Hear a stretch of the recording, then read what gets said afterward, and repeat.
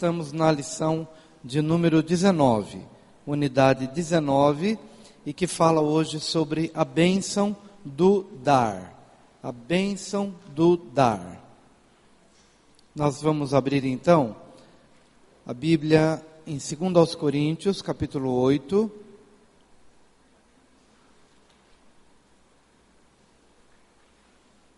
Diz assim: Também, irmãos, vos fazemos conhecer a graça de Deus concedida às igrejas da Macedônia, porque no meio de muita prova de tribulação, manifestaram abundância de alegria, e a profunda pobreza deles superabundou em grande riqueza da sua generosidade, porque eles, testemunho eu, na medida de suas posses, e mesmo acima delas, se mostraram voluntários, pedindo-nos com muitos rogos a graça de participarem da assistência aos santos.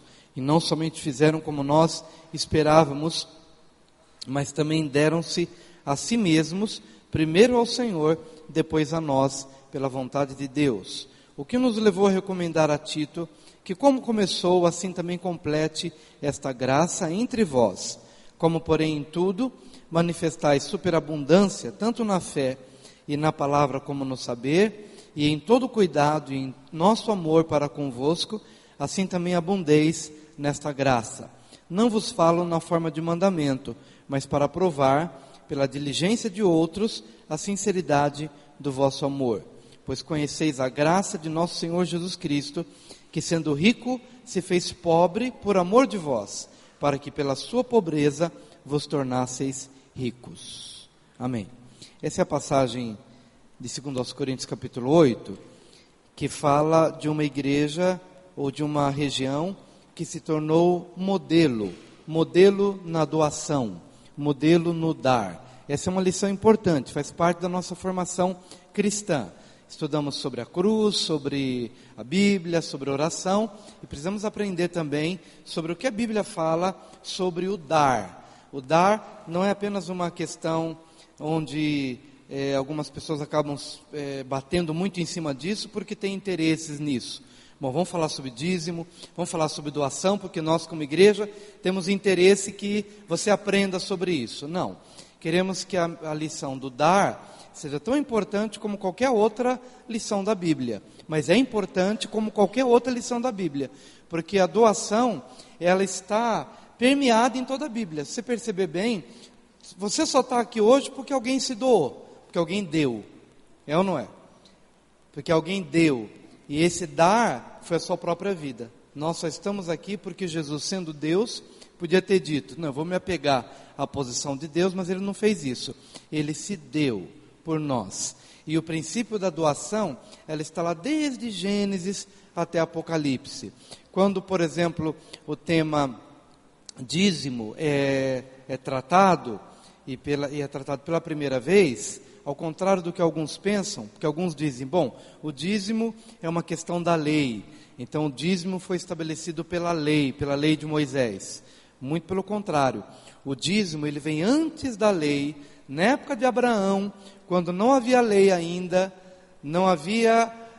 Deus não tinha descido no Sinai para estabelecer todos os mandamentos e todas as regras, isso não tinha acontecido ainda, mas Abraão, quando ele estava na luta pelo seu sobrinho Ló, e que ele conseguiu uma vitória, ele conseguiu despojos, ele deu o dízimo. Antes do estabelecimento da lei, ele deu o dízimo a Melquisedeque e foi abençoado por Melquisedeque. Então, a doação, o dízimo, ele vem antes da lei. A passagem bíblica está aqui, a gente vai falar no devido momento. Jacó, que é o neto de Abraão, muito antes da lei, a lei não tinha sido promulgada ainda, muito antes da lei, ele disse: Senhor, se tu fores comigo e me deres pão para comer e vestes para vestir e me trouxer de volta para essa terra, então o Senhor será o meu Deus, e de tudo quanto eu ganhar, eu te darei o dízimo. Então é o dízimo antes da lei.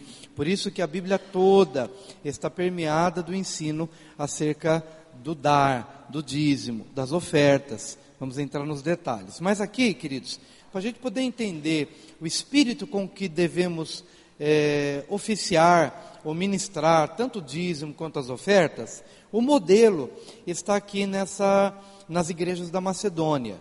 E eu quero que você atente um pouquinho para isso, para que na nossa oferta e no nosso dízimo tenhamos a mesma característica que essas igrejas da Macedônia manifestaram. Também, irmãos, vos fazemos conhecer a graça de Deus concedida às igrejas da Macedônia. Queria que você repetisse após mim. O ministério do dar é fruto da graça de Deus. O que é essa graça de Deus? Essa graça de Deus é a generosidade que Deus coloca no coração. Essa graça de Deus é o poder que Deus lhe dá, o poder que Deus lhe concede para que você possa realizar algo. Amém, queridos? E é importante você poder entender que para dar, você precisa da graça de Deus. Porque quando a gente não tem a graça de Deus, a gente pode dar simplesmente porque a gente tem alguma coisa, então a gente dá. Mas você vai ver aqui no contexto das igrejas da Macedônia, o perfil dessa igreja. Eles não deram tão somente porque eles tinham dinheiro para dar. Eles deram em meio à profunda pobreza, eles deram em meio a profunda necessidade, eles deram em meio a profunda prova de tribulação. Então, humanamente falando, não era fácil dar. Mas por que deram? Porque a graça de Deus, ela é mais forte do que a minha tribulação. A graça de Deus, ela é mais generosa do que a minha necessidade. A graça de Deus, ela produz em mim vontade de fazer. Nesse caso, a graça de Deus produz em mim a vontade e a capacidade de realizar. Então diga, a graça de Deus produz em mim a vontade e a capacidade de fazer. Então, se você quer perceber se de fato alguém está agindo na graça, por exemplo, suponhamos que você receba o desafio de evangelizar. Aí você diz, puxa, eu estou pronto para evangelizar porque eu tenho todo o conhecimento, eu tenho toda a capacidade, eu tenho todo o tempo. Então você tem tudo isso, mas talvez você não tenha graça. Você até vai, porque você tem todas essas coisas. Agora, quando você vê que você, humanamente falando, você não tem alguma coisa, e mesmo assim você tem a vontade de fazer, e você recebe de Deus a capacidade de fazer, então é prova de que a graça entrou aí na sua vida, te capacitando a fazer algo que humanamente falando você não conseguia fazer. Quando eu falo sobre essa graça, eu lembro, sempre tenho o prazer de compartilhar como eu conheci a Noemi, como me casei com ela, e as imagens que eu tinha dela, era do lado da mãe, já contei isso várias vezes, mas era do lado da mãe, na época que eu tinha o meu fusquinha vermelho, que vocês também já conhecem, e que eu ia de casa até a igreja. Todos os domingos, várias vezes no domingo, a gente ia para a igreja. Eu passava, e vez por outra, eu encontrava a Noemi subindo, bem novinha, com a mãe dela, subindo uma ladeira. Para subir também a ladeira, né? Porque ladeira não é só que desce não, né? Vai subindo aquele monte, subindo aquela rua assim, porque morava bem no vale, e era na chuva, era na garoa, subindo a pé para ir para a igreja. E eu ficava vendo aquilo, e depois fui conhecendo, e fui percebendo que a família vivia em meio a muita prova de necessidade, muitas lutas. Ia a pé para a igreja, a minha sogra visitava um dos filhos que estava preso todos os domingos, ela ia para a igreja e depois tinha que pegar ônibus e visitar o filho na prisão e voltar, e chegando em casa pedia para os filhos lerem a Bíblia para ela, e sabe, e ela sempre pedia para Noemi lê o salmo para mim. Então Noemi ia lá, escolhia um salmo, lia para ela, não sabia ler, ela não sabia escrever, mas ela tinha uma profunda fé, chuva, sol, necessidades, prisão, necessidades em casa, às vezes falta de uma coisa ou de outra, mas aquela fé inabalável. E o que eu vi então? Graça de Deus. Quando a graça entra, você não precisa de nada. Porque a graça, quando ela age na tua vida, ela produz em você a vontade de fazer e a capacidade de fazer. É a hora que você não vê o tempo, você não vê a chuva, você não vê dinheiro, você não vê problemas, você não vê angústia, você não vê nada. Por exemplo, a casinha que ela conseguiu quitar, a casa da Coabe, que conseguiu quitar na morte do marido, que morreu de infarto. Meu sogro morreu de infarto no ano do nosso casamento. Ele não conseguiu participar do nosso casamento. Mas o dinheirinho que ela conseguiu pegar com a morte do marido, quitou a casa da Coabe, mas teve que sair de lá por causa dos traficantes, por causa do pessoal que chegou um dia e metralhou a porta da casa, e não pegou ninguém porque eles estavam dormindo, e aí teve que sair. Mas sabe quando você vê a pessoa vivendo e não reclamando de nada, não tomando aquilo como sendo uma coisa ruim, ou uma coisa desesperadora? Gente, eu consegui acabar de quitar a casa da Coabe, não preciso pagar mais nada, e ter que sair de lá, porque os bandidos foram lá, metralharam tudo, e você vê ela peregrinando, pegando as coisinhas dela, e indo para um outro lugar, sem abrir a boca, sem reclamar da vida, sem falar de nada. Nunca vi ela reclamando de coisa alguma, muito pelo contrário.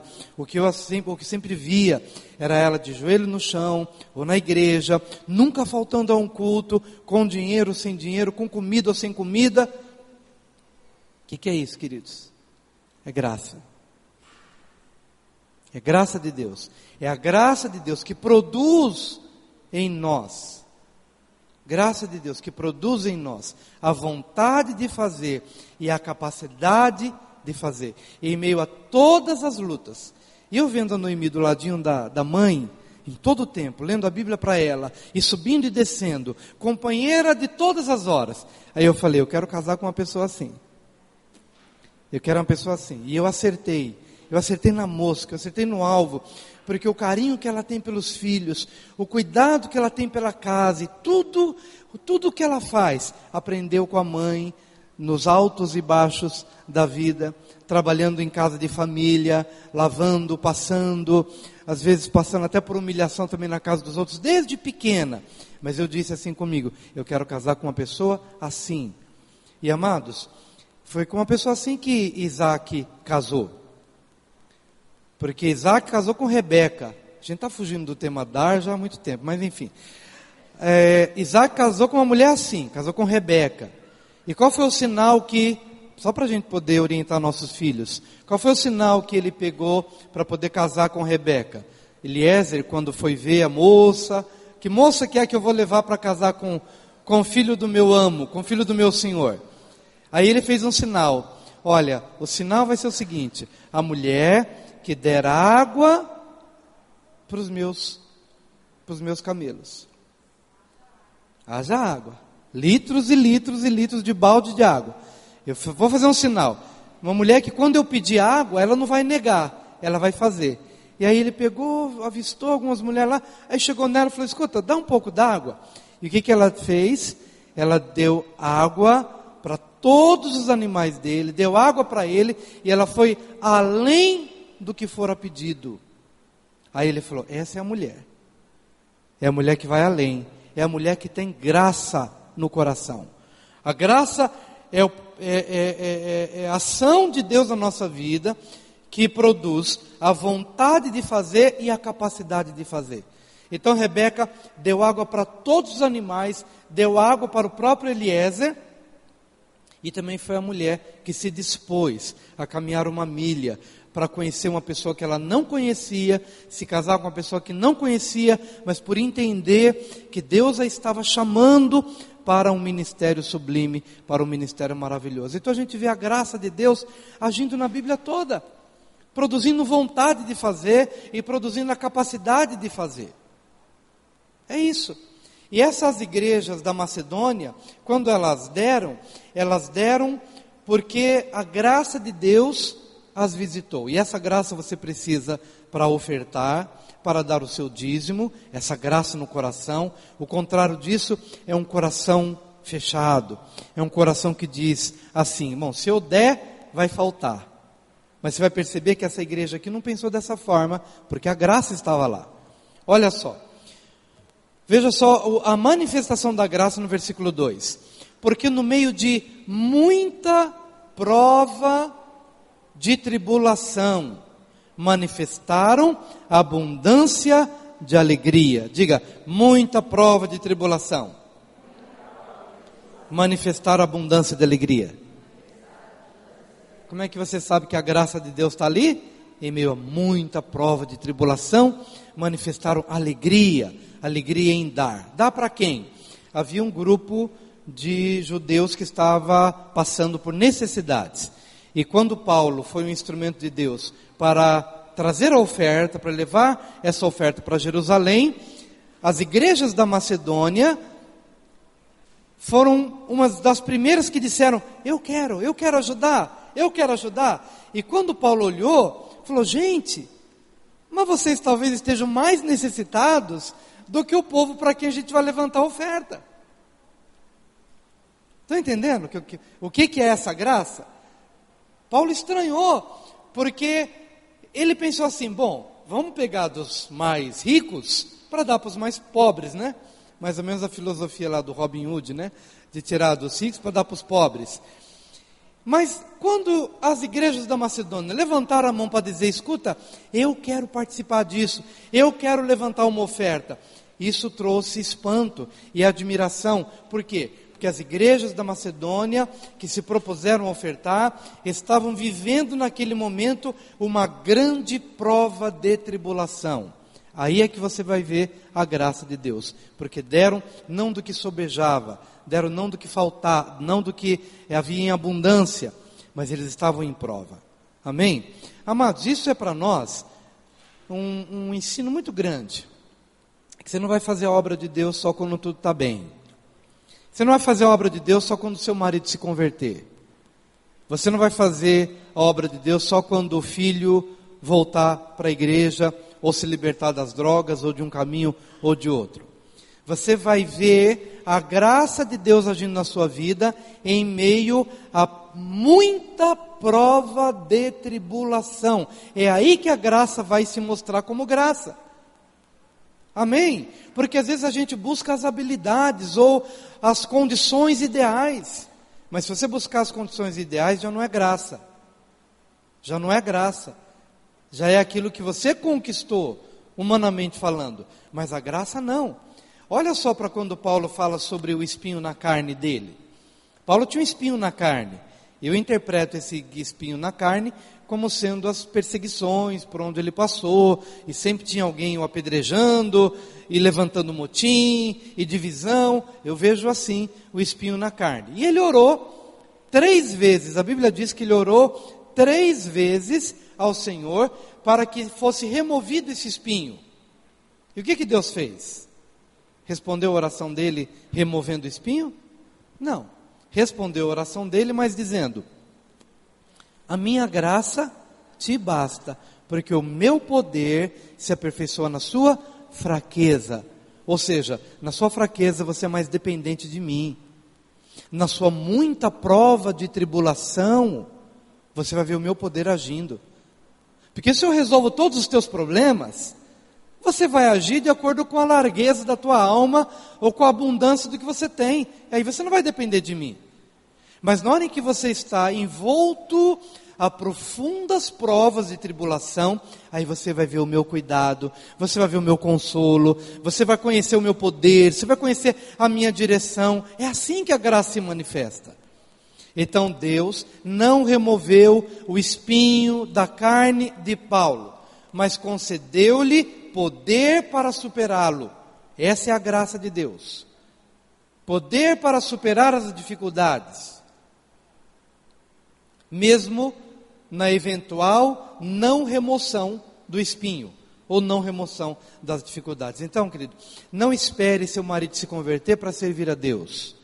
Não espere resolver os problemas para servir a Deus. Sirva a Deus quando Deus te chamar. Se Deus te chama hoje, não endureça seu coração. Não olha para nada. Não fica pensando assim, mas eu tenho que fazer isso, aquilo, outro, tal. Quantas e quantas pessoas esperam o filho se formar, esperam o marido se converter, espera isso acontecer. E aí depois quando chega o tempo, que aos olhos dele foi o ideal, já não tem mais saúde. Já não tem mais vai faltar talvez aquilo que seria o gás para você realizar. Então, não espere nada. Sirva a Deus. Creia na graça de Deus. Porque em meio a muita prova de tribulação, manifestar a abundância de alegria. E a profunda pobreza deles superabundou em grande riqueza da sua generosidade. Diga, eu posso doar em meio à pobreza. Amém? E na verdade esse foi um dos detalhes que Jesus observou em meio à oferta da viúva pobre. Ela era viúva e era uma viúva pobre. O que aconteceu?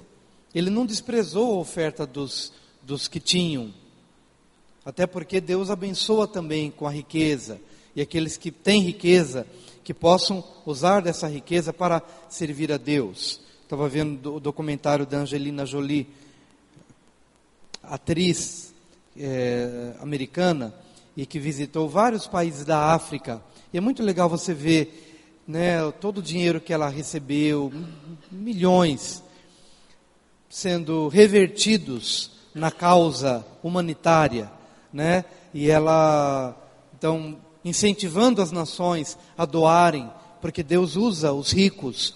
Deus dá essa graça também para que os ricos possam abençoar as causas humanitárias, possam abençoar as pessoas. Mas é interessante que o ministério da doação, ele não se limita àqueles que são mais prósperos. O pobre também pode ajudar, e o pobre deve ajudar. Como as igrejas da Macedônia, que viviam profunda pobreza, mas eles superabundaram em riqueza da generosidade, como a oferta da viúva pobre, que diante de muitas doações generosas, Jesus olhou para aquela viúva e disse, olhem a oferta dela, porque ela ofertou muito mais do que os ricos, não numericamente falando, mas em termos de generosidade, ela deu todo o sustento dela. O que seria para ela, ela doou. Para a casa dela, ela doou. E ela não se preocupou. Ela se desprendeu. Porque ela já tinha uma consciência de que, na verdade, não é isso daqui que vai me salvar.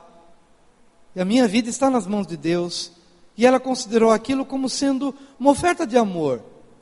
E Deus disse, ela ofertou muito mais do que todos os demais. E essa é a graça que nós encontramos aqui nas igrejas da Macedônia. Não ministraram porque tinham muito, pelo contrário, eram pobres. E não não ofertaram porque estavam vivendo momentos bons. Profunda prova de tribulação. Graça. Olha só o que diz o versículo 3. Porque eles, testemunho eu, na medida de suas posses, e mesmo acima delas, se mostraram voluntários. O que é essa graça? De acordo com as posses, e mesmo acima delas, eles se manifestaram voluntários. E olha que coisa linda, e coisa de criança, que a gente está vendo aqui no versículo 4. Quem não se torna como criança, não verá o reino dos céus. Olha só, parece que a igreja da Macedônia está agindo como criança, no sentido de pureza, de inocência, de sinceridade de coração. Olha só, versículo 4. Pedindo-nos com muitos rogos a graça de participarem da assistência aos santos. Eu fico imaginando a cena, e aí eu tenho a impressão de que Paulo falou, gente, igreja da Macedônia, não precisa ofertar não, porque vocês estão em muita prova de tribulação, e vocês são muito pobres, deixa que os outros ofertem. Mas eles disseram, por favor, deixa-nos participar, e a Bíblia diz que eles pediram com muitos rogos. É como se houvesse uma oposição, né? Para não ofertarem, mas eles disseram, não, nós fazemos questão, não abrimos mão de participar dessa graça, porque é graça. É o poder de Deus que produz a vontade e produz a capacidade de fazer.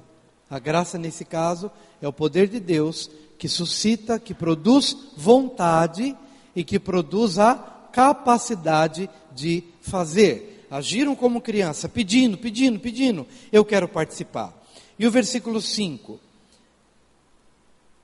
e não somente fizeram como nós esperávamos, mas também deram-se a si mesmos, primeiro ao Senhor, depois a nós, pela vontade de Deus. Diga, quem age pela graça, sempre faz além. Sabe quando você pede para alguém fazer uma coisa, e você percebe que aquela pessoa fez, além de fazer de uma vontade, só fez aquilo que você pediu? Então não é graça. Só fez porque alguém pediu. E ainda fez meia boca. Não é graça. O que Paulo identificou nos macedônios é o seguinte, que não só fizeram o que foi pedido, mas fizeram além do que se esperava. É o princípio do também, que eu mencionei agora há pouco de Rebeca, que ela não somente deu água para Eliezer, mas deu água para todos os camelos. Ela foi além, é o princípio do também. Eu vou fazer isso, mas eu vou fazer também isso. É graça que faz além. E isso a gente tem que fazer assim e procurar ensinar as pessoas a fazerem dessa forma. E o que aconteceu com os macedônios? Não, eles fizeram além do que Paulo esperava e deram um passo mais além. O que eles fizeram? Não só doaram seus alimentos, suas provisões, mas eles deram-se a si mesmos. O que eu imagino é que alguns não tinham para dar, mas disseram, olha, eu não tenho nada para dar, mas eu estou aqui. O que vocês querem? Quer que eu vá para lá? Eu estou aqui. Eu estou disposto a viajar, eu estou disposto a... Eu vou dar a mim mesmo, para que isso possa acontecer. Assim foi a nossa salvação. Deus não mandou anjo para nos salvar. Deus próprio disse, eis-me aqui, eu vou. E então, na pessoa do Filho, ele foi. Deu-se a si mesmo. E Paulo, lá na frente, ele vai comparar que foi exatamente assim que Cristo fez. Doando a sua própria vida. Deram-se a si mesmos. E essa doação, querido, só é válida quando primeiramente é ao Senhor e depois ao outro. Antes de você fazer o bem a alguém, procure verificar no seu coração se você se doou primeiro a Deus. Porque quando você se doa a Deus, Deus te dirige. Deus põe a vontade no teu coração e Deus põe a capacidade no teu coração. Porque primeiramente você se entregou para Deus. Eu lembro que, como eu estou contando aqui histórias da vida, né? Comecei a namorar com a Noemi cedinho, jovenzinhos. Mas por que estamos hoje no ministério? Porque a nossa doação a vocês, ela é uma consequência a uma doação que se faz primeiro a Deus. Quando você se doa a Deus, Deus purifica e santifica a oferta. Quando você se doa a Deus, você é um sacrifício que Deus queima, que Deus purifica.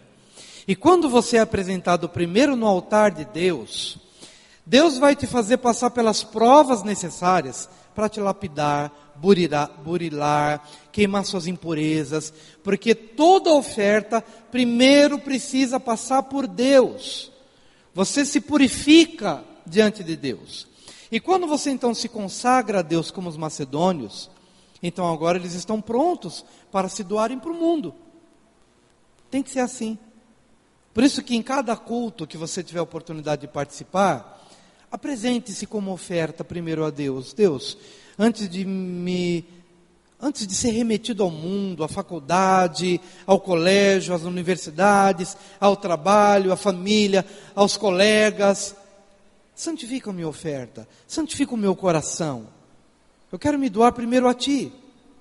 E então Deus vem, te abraça, te purifica, te santifica, te alimenta, te cura, te restaura. E agora você é uma oferta para o mundo. Foi isso que os macedônios fizeram. Eles se ofereceram primeiro a Deus, mas também deram-se a si mesmos, primeiro ao Senhor e depois a nós, pela vontade de Deus. Por que ele escreve assim? Pela vontade de Deus. Porque aquilo que você apresenta primeiro a Deus, Deus santifica e depois Ele direciona para o lugar certo. E os macedônios tinham a certeza de que estavam se dirigindo àquela necessidade por vontade de Deus. Porque primeiro eles se devotaram a Deus. Está claro isso, queridos? Está tudo muito bem claro? Vamos então virar a página para o capítulo 9. Do versículo 6 em diante. Hoje a aula é a unidade 19, a bênção do dar. Tá? A bênção do dar. Segundo aos Coríntios, capítulo 9.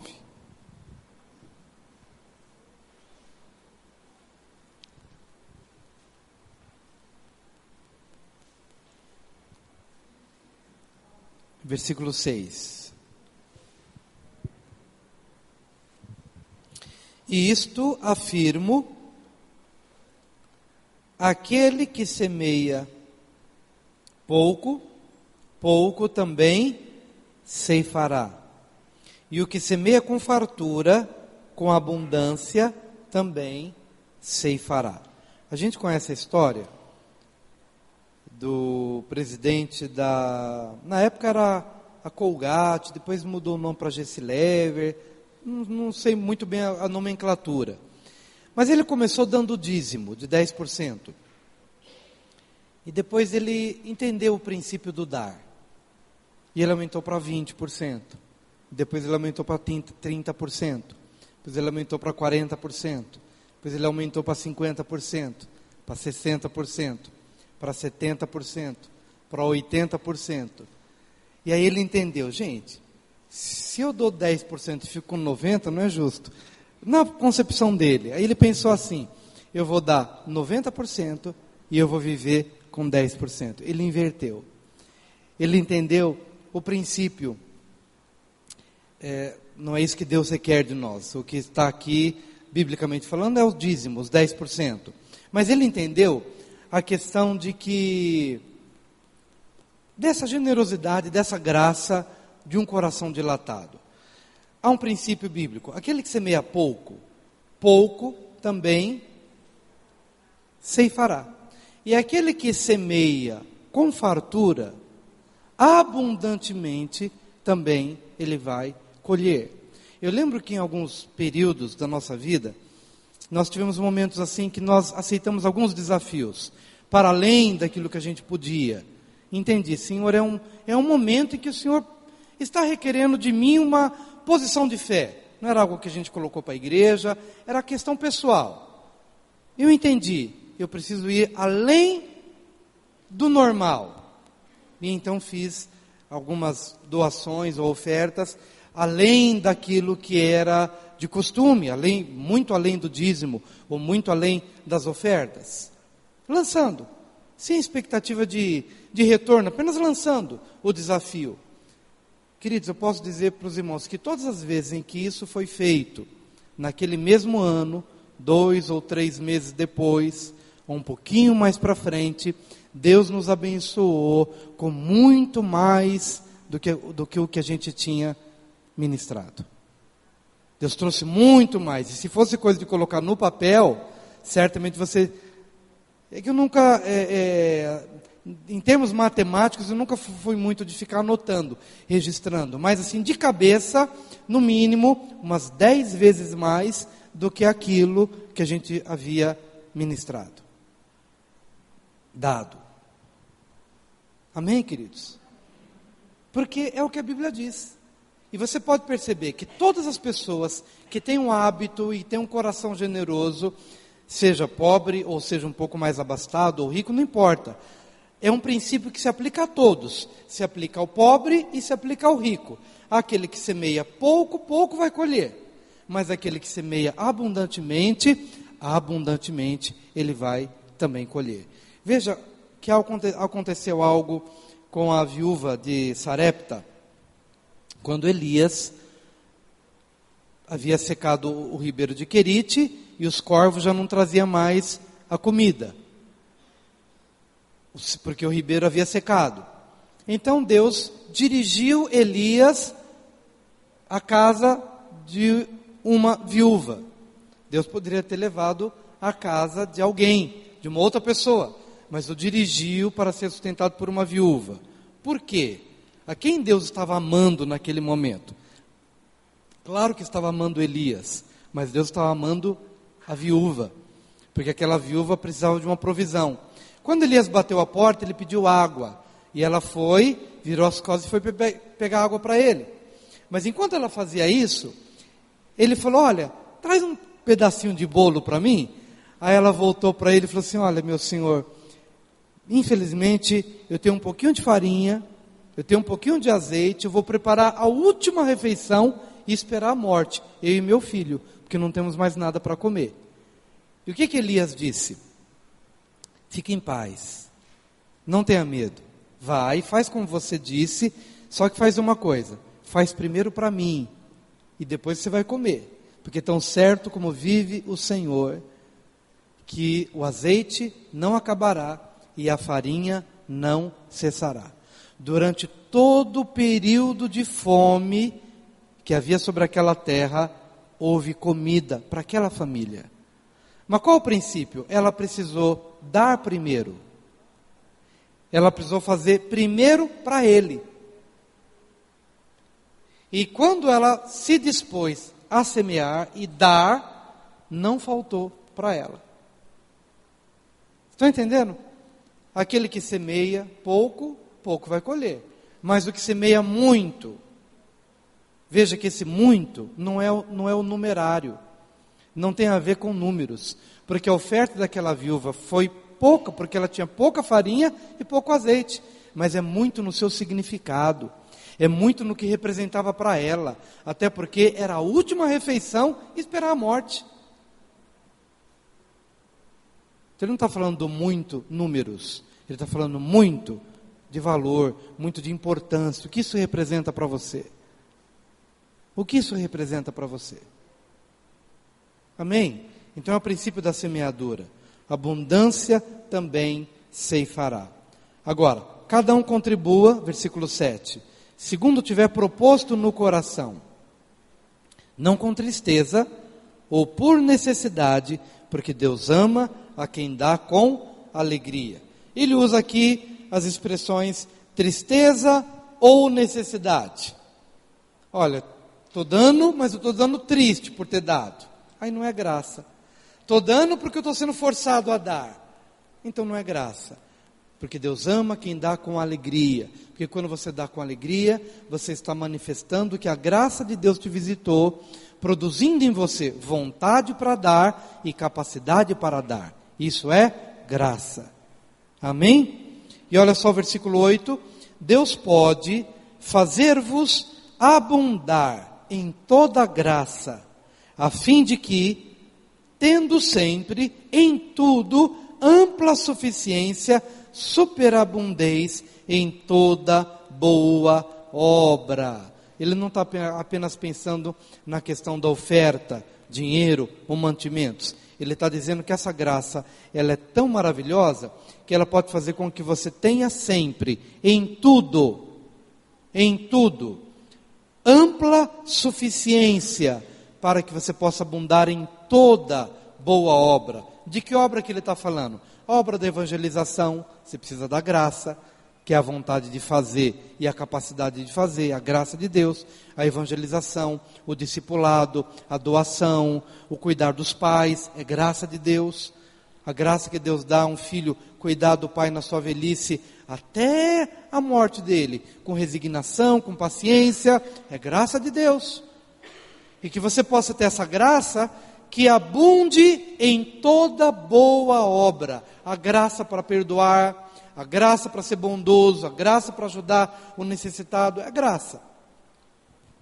Como está escrito, distribuiu, deu aos pobres, a sua justiça permanece para sempre. Aliás, há uma tríplice forma de doação: dízimo, oferta e dar aos pobres.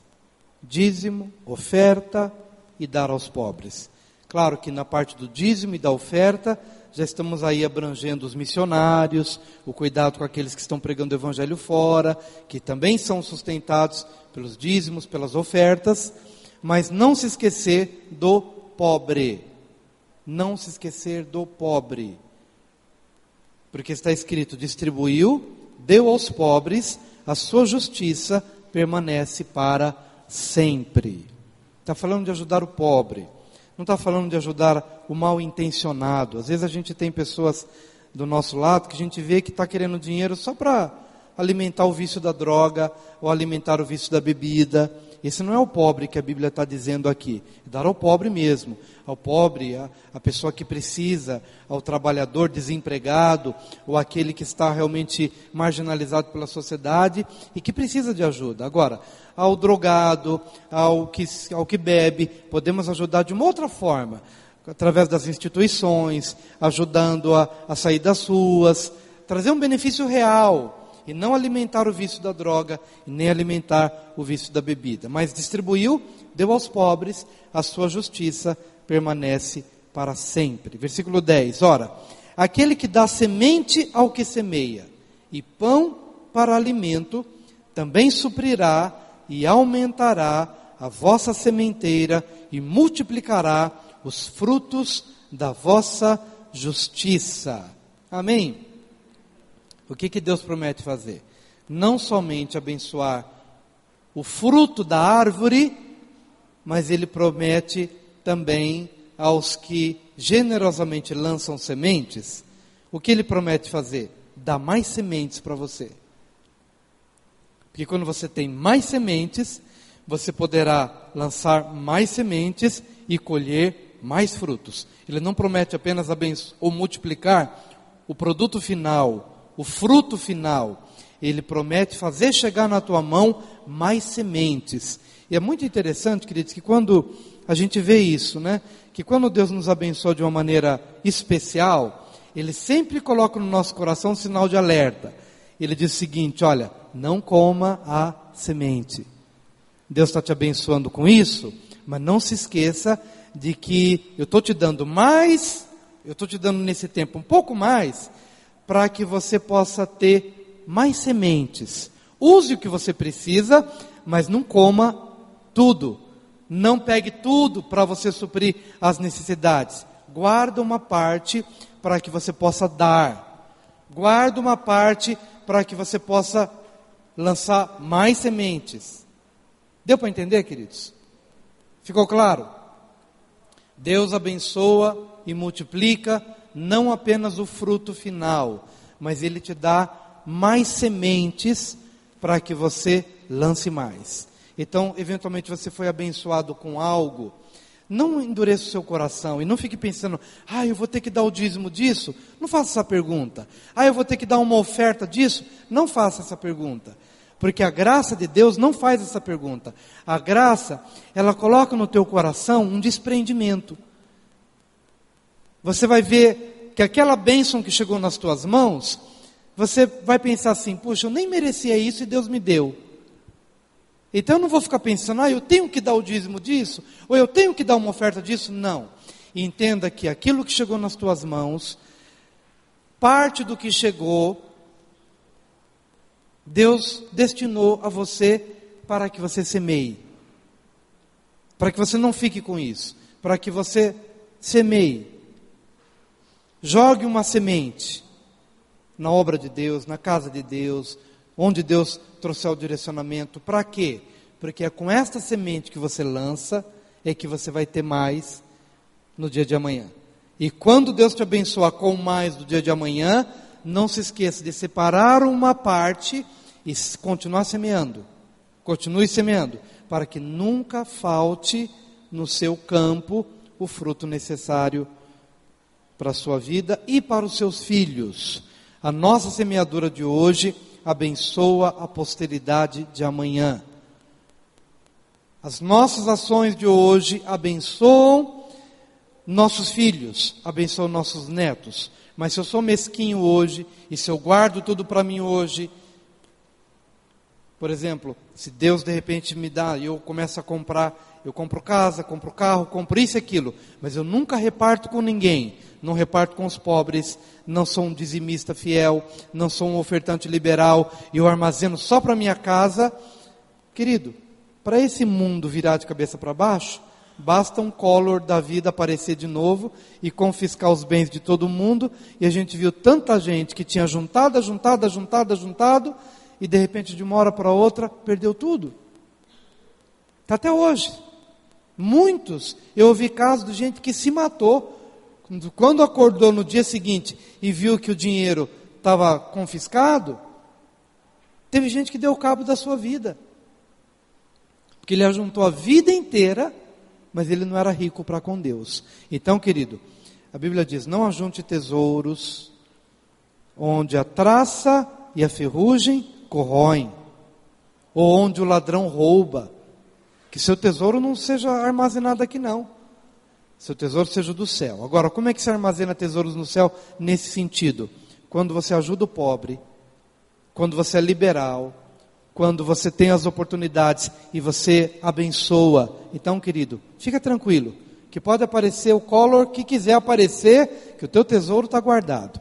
E Deus vai trazer para você de volta, multiplicadamente, porque é na mão dele que você depositou e é na mão dele que você confiou. Amém? Então esse ensino é importante. Apenas as passagens aqui sobre o dízimo, que não dá mais tempo da gente falar. Dízimo, oferta, apesar da gente já ter falado, né? Mas eu quero só que você... A ordenança do dízimo está em Levítico 27, 30 e 32. Levítico 27, versículos 30 e 32, e Malaquias, que é tão conhecido, Malaquias 3:10. Quem achou Levítico 27, 30 e 32? Lê para mim, por gentileza.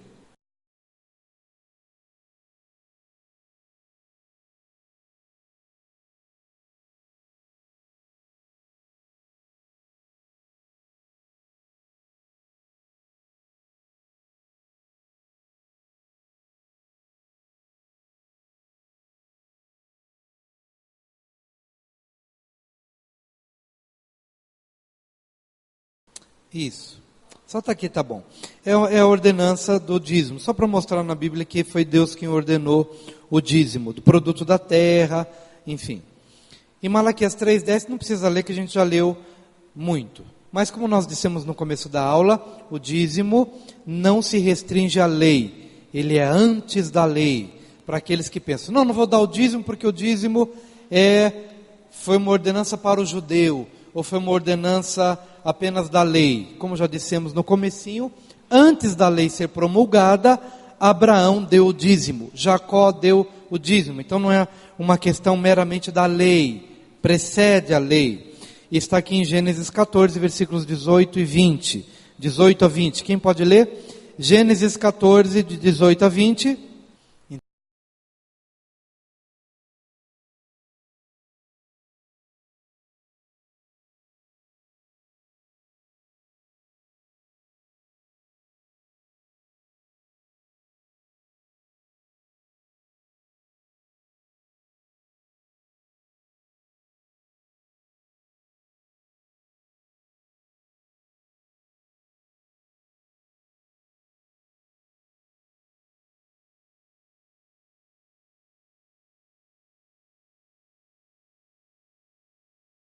Então, Abraão deu a Melquisedeque a 10ª parte de tudo aquilo que ele tinha conseguido, então, naquela batalha. Os dízimos vêm antes da lei. É importante gravar isso no nosso coração.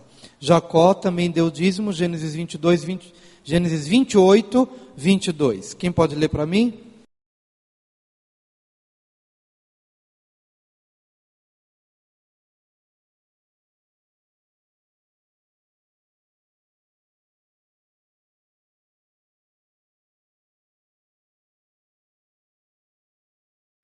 E de tudo quanto me concederes, certamente eu te darei o dízimo. Jacó era neto de Abraão, portanto, antes também da lei ser promulgada. Ok, queridos? O Novo Testamento fala sobre o dízimo. Jesus ratifica o dízimo em Mateus 23, 23. Eu vou ler aqui. Ai de vós, escribas e fariseus hipócritas, porque dais o dízimo da hortelã, do endro e do cominho, e tendes omitido o que há de mais importante na lei, a saber, a justiça, a misericórdia e a fé. Estas coisas, porém, devíeis fazer sem omitir aquelas. Então Jesus confirma que deve-se dar o dízimo, sem contudo deixar de fazer o que é mais importante do que o dízimo, que é praticar a justiça, a misericórdia e a fé. O que os judeus faziam? Meticulosamente davam o dízimo de tudo direitinho, mas negligenciavam a misericórdia, a justiça e a fé. E o que Jesus está dizendo? Olha, vocês devem continuar dando o dízimo, mas vocês devem fazer também o que é mais importante, é a justiça, a misericórdia e a fé. Ok? Que vocês possam ver todos os ensinos da Bíblia integralmente como sendo eles todos importantes. Não dizendo que o que é aparente é mais importante do que é na essência. Não, aquilo que é invisível, que ninguém vê, é tanto quanto importante. Ok, queridos? Amém? Então, ratificado aqui no Novo Testamento. O dízimo é uma forma de dar, as ofertas são uma forma de dar, as ofertas foram exemplificadas por todo o ensino de hoje das igrejas da Macedônia, e a oferta ao pobre, também o texto bíblico já foi lido, e tem outros que você vai encontrar na apostila Discipulado Pastoral que nós já mencionamos. Ok? Vamos orar. Senhor querido, obrigado por essa manhã de ministração da Tua Palavra. Continue nos abençoando e que sejamos generosos em dar para a glória do Teu nome, em nome de Jesus. Amém. Só para concluir. Nós temos, queridos, a prática dos dízimos e das ofertas. Temos os envelopes, você tem a oportunidade de colocar nome, mas você também tem a oportunidade de você não colocar, porque você não está dando um dízimo para que alguém saiba que você deu o dízimo. O teu dízimo é para Deus. É um teu compromisso pessoal. É algo teu e de Deus. Não é algo que você faz para, olha, eu quero dar o dízimo e quero colocar meu nome para que a igreja saiba que mês a mês eu estou dando. Quero te dizer, nós não precisamos saber que mês a mês você está dando, porque isso é uma coisa entre você e Deus. É uma coisa entre Deus e você. Ok? Apenas uma orientação. Porque algumas pessoas nos perguntam, pastor, eu preciso colocar, já que o tema hoje é dar, né? Dízimos e ofertas, preciso colocar o nome? Não, você não precisa colocar o nome. Se quiser, coloque o seu nome ali. Se é uma coisa tua, um desejo teu de dizer, não, eu quero colocar meu nome, tenho um prazer de colocar e me sentir feliz de colocar o meu nome, amém, eu vou colocar assim e está ótimo. Se não quiser, mas o princípio é que aquilo que você faz, você não faz para que alguém saiba, você não faz para nada, é uma coisa entre você e Deus. Amém?